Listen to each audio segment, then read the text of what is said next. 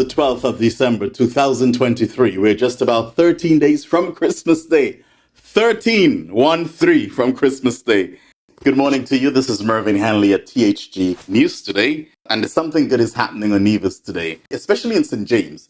It is the first anniversary of the election, an historic election of Dr. Janice Daniel-Hodge of the Nevis Reformation Party. I will have more to tell you about that, plus one or two other stories, and we will be right back. Let's hear from Carl and Sons on St. Martin.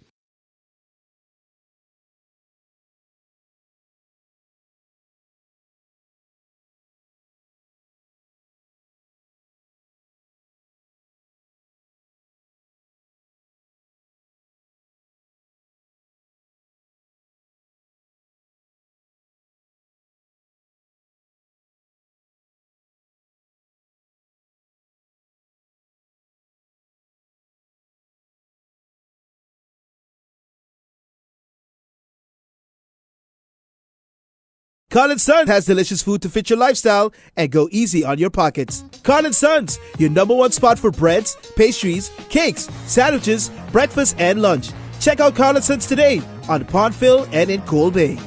The holidays are here and so is the Christmas ham at Carl & Sons. Get your Christmas ham sandwiches or Johnny cakes this season. Add a choice of cheese or egg or have all three. You can't go wrong with either one.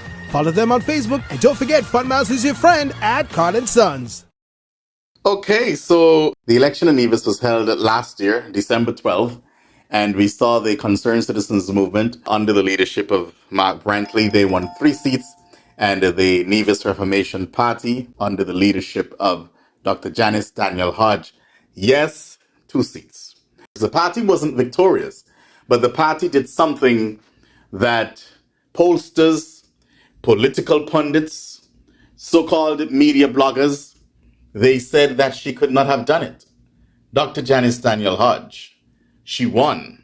Alexis Jeffers, self-proclaimed man of action of St. James, but Dr. Janice Daniel-Hodge surprised many of them, did not surprise me. I was pretty confident that she would have won the seat, but some were shocked and cried for weeks that she won the election there on Nevis, that seat, the St. James constituency.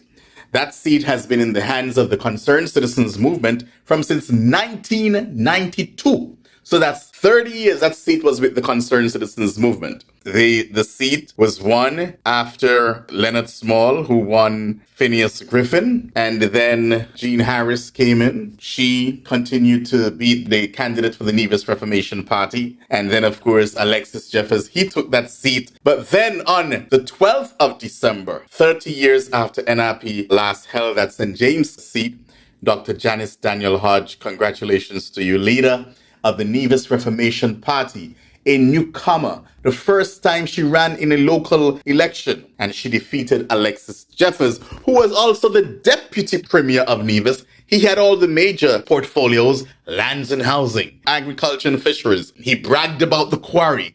Yes, it was like his personal belongings. And maybe that's why he was booted out of office. And what was so historic about this win? 5 years ago, Alexis Jeffers won that seat by over 300 votes. As a matter of fact, I think it was 305. So Janice had to overcome that. She had to do very well. And that's what she did. So she beat him, 750 votes to 742. But remember, she had to overcome that 305 vote deficit right there, which she did. So congratulations to Dr. Janice Daniel-Hodge. They're all celebrating with her in St. James, Nevis. And a matter of fact, there is a grand gala and celebration. It's a celebration of the victory. And many are saying now, and the pollsters are saying again, but this time they will be right, that she will end up the premier of Nevis in the next election there, which I suspect by 2025, not 2025, thereabout. Yeah? So St. James is in good hands, I must say, with Dr. Janice Daniel-Hodge. And of course, the other seats will come in soon for the Nevis Reformation Party, but ultimately for the people of Nevis. So again, congratulations to Dr. Janice Daniel-Hodge. Personally, I'm proud of your leadership. I am proud of what you have been doing for the people of St. James and the people of Nevis thus far in representing them not only in your constituency, but especially when you're going to the House of Assembly, and we are so proud of you and the work that you have been doing and the way you delivered yourself in the last presentation there at the House of Assembly for the budget. Exceptional. Dr. Janice Daniel-Hodge. Now I want to turn to a story there on St. Kitts that I read yesterday on THG News Today. It's in regards to DJ Sparry. I want to go back to it because I do not understand the verdict, the judgment rather. I did not go to law school, but I think I also know when a judgment doesn't make sense to me. And mind you, I say to me. Let's give a listen to my reporting from yesterday, and we'll be right back on the other end. Out of St. Kitts and Nevis, popular DJ Sparry, Kellyanne Hazel of St. Paul's, has been sentenced for causing death by careless driving in an accident that resulted in the death of the late Keniqua David of Sadler's, St. Kitts. The incident occurred on August 27, 2021.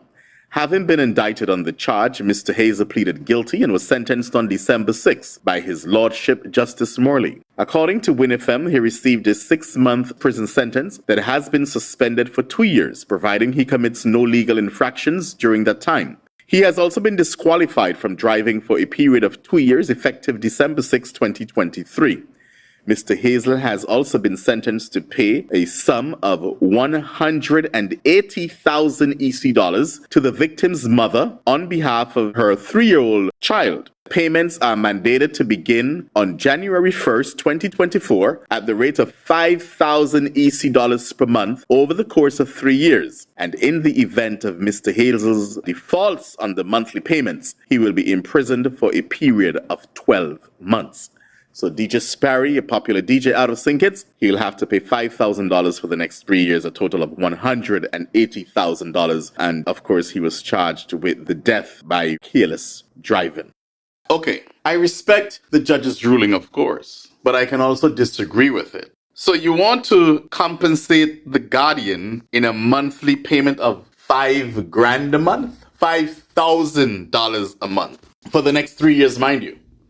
Because that's when the final payment of the $180,000. So in other words, DJ Sparry, he's not obligated to continue to give support to the child after the child is 6 years old.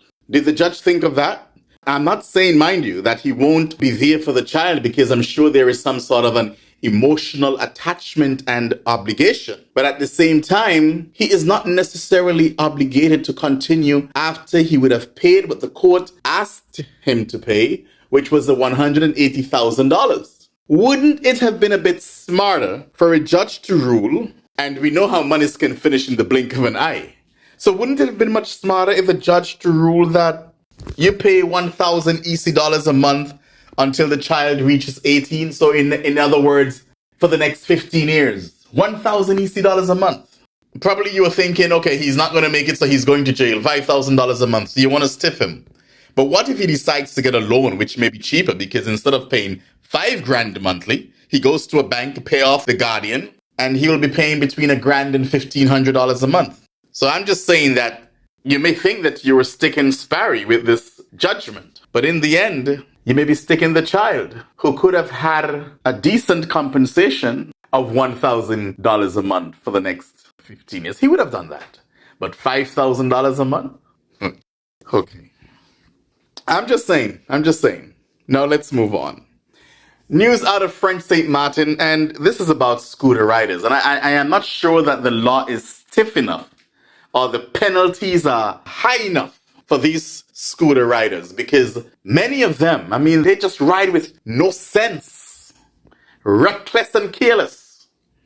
And this scooter rider who deliberately drove through a diversion setup of a control of bars in Sandy Ground on French St. Martin on Tuesday evening, December 5th, seriously injured a gendarme aka a police, right? He was sentenced to 2 years in prison on Friday and immediately transferred to the prison in Guadeloupe. The gendarme, 33, married a father of a young child, was seriously injured in the lower limbs and was immediately transferred to the Constant Fleming Hospital for emergency surgery. The prosecutor indicated although his injuries were very serious, his life was not in danger, thankfully. The scooter rider gave himself up to the gendarme the next morning and was placed in custody. Foolish. Good for him. Yeah, 2 years. And look at this. That's one thing with the gendarmes, whether Guadeloupe or French St. Martin, they don't play. The incident happened on Tuesday, last week, Tuesday, and Friday, guess what? He was already sentenced to 2 years in prison. Great job. Good. That is our news for this morning. Let me say good morning to the folks at Carl & Sons on St. Martin, Pondville, and in Colbay. Speaking of St. Martin, have you guys been following the elections? We have some interviews coming up. We have some reporting to do in the coming weeks regarding the election on St. Martin, which will be held on January the 11th. And I have some polling numbers for you. Who's leading? I won't say. We'll find out soon enough. Do join us again tomorrow morning at 6 o'clock for a similar presentation. Talk to you tomorrow, folks. Enjoy the rest of your day.